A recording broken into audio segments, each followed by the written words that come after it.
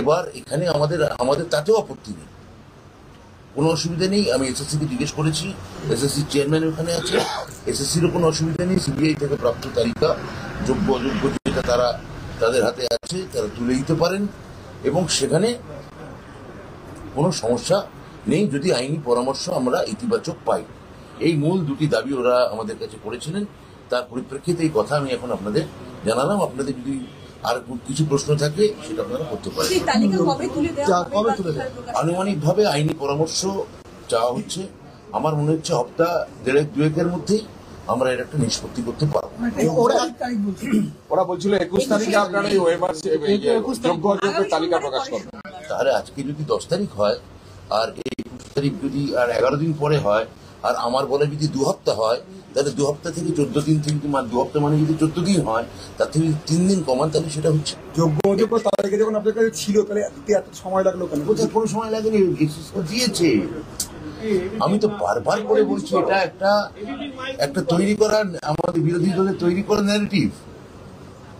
আপনারা সেই ন্যারেটিভে পা দেবেন অনুগ্রহ করে, আমি বলছি আপনাদের।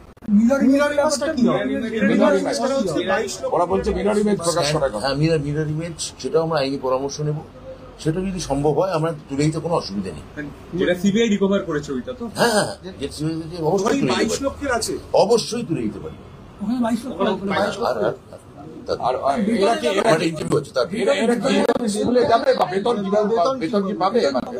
এই নিয়ে আমি তো কোনো কথা বলবো না। এই নিয়ে সুপ্রিম কোর্ট যা বলেছেন, আমি এমন কোনো কথা বলতে পারি না যাতে আদালতের কোনো অবমাননা হয়।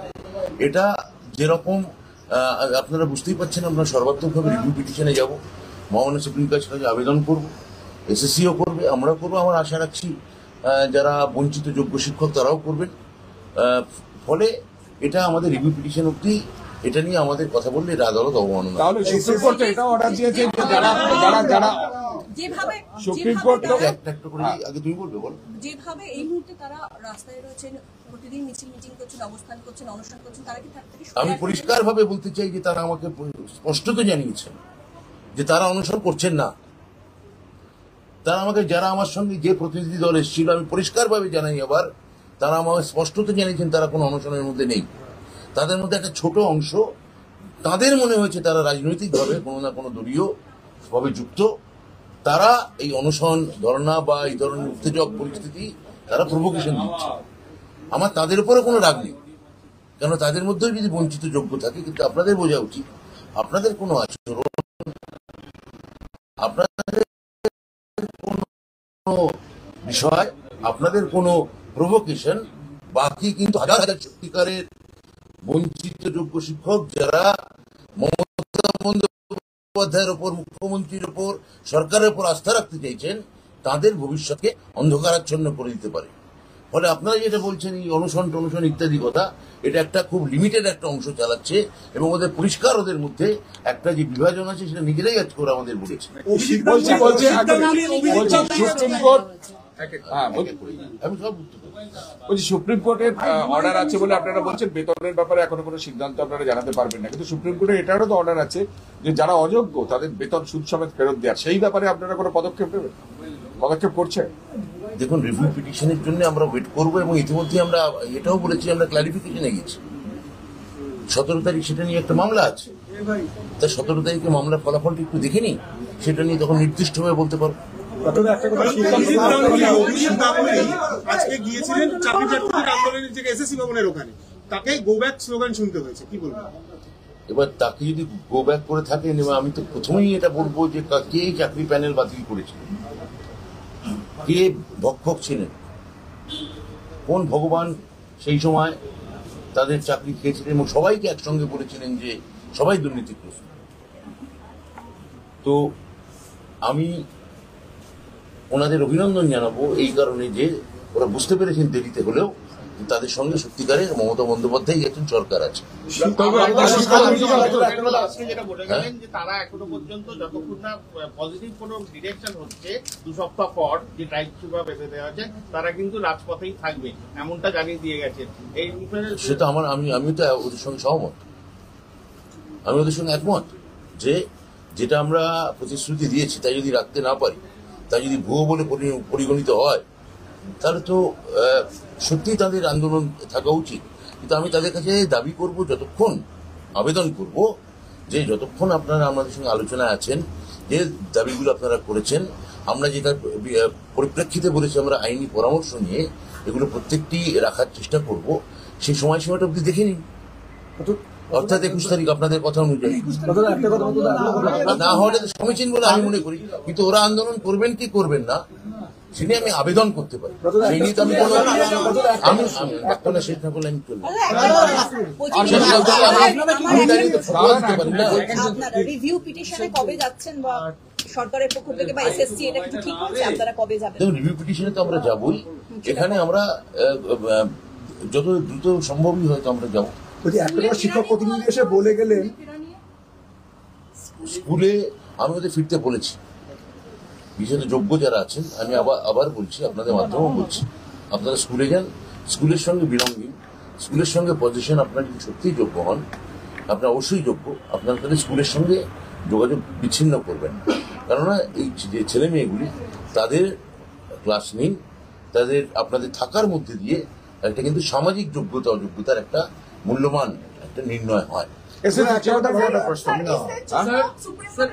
জানি না উনি বলবেন একটা কথা শিক্ষক প্রতিনিধি এসে বলে গেলেন এসএসসির কাছে যাওয়া যে হার্ড ডিস্কটা আছে যেটা এসএসসি হারিয়ে ফেলেছে, মানে তার জন্য সিবিআই কাছ থেকে নিতে হবে।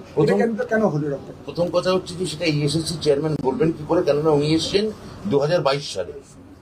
তার আগে এসএসসি কি হারিয়ে ফেলেছে কি ফেলেছে কি ফেলেনি তার জবাব দিয়ে করতে উনি বাধ্য নন। তো সেটাই ওনারাও জানেন, আমাদের এসএসসি চেয়ারম্যান সেটাই হতে বলেছে। জন্য সুপ্রিম কোর্ট একটা ডাইরেক্টিভ দিয়েছিল, সরকার কি পদক্ষেপ করছে 2 মাসের মধ্যে ওদের নিজ নিজ স্থানে ফেরত সেটা তো আমি বললাম যে 17 তারিখে যে এটাতে মধ্যশিক্ষা পর্ষদ এখানে দাঁড়িয়ে আছেন সভাপতি, তিনি তো একটা এসএলপি করেছেন এবং সেটা 17 তারিখ হিয়ারিং হওয়ার কথা। তো আমি সব পক্ষকেই বলবো যে 17 তারিখ কিন্তু ওরা এটাও বলেছেন আপনাদের কাছে যে 17 তারিখ কারা কারা গিয়ে ওদের এই মধ্যশিক্ষা পর্ষদের বিরোধিতা করছেন, তার মধ্যে দিয়ে প্রমাণ হয়ে যাবে যে রাজনৈতিক কুম্ভীরাস্ত্র কারা কারা ফেলছে। মধ্যশিক্ষা পর্ষদের অ্যাপিলে কারা বিরুদ্ধে দাঁড়াচ্ছেন সেটা কিন্তু রাজ্যবাসীও বুঝতে পারবেন, কারা সত্যি চায় এই চাকরিটা যোগ্যদের থাকুক এবং কিন্তু যোগ্যদেরও চাকরিতে বাতিল হয়ে যাক, সেটাই বা কারা চায়।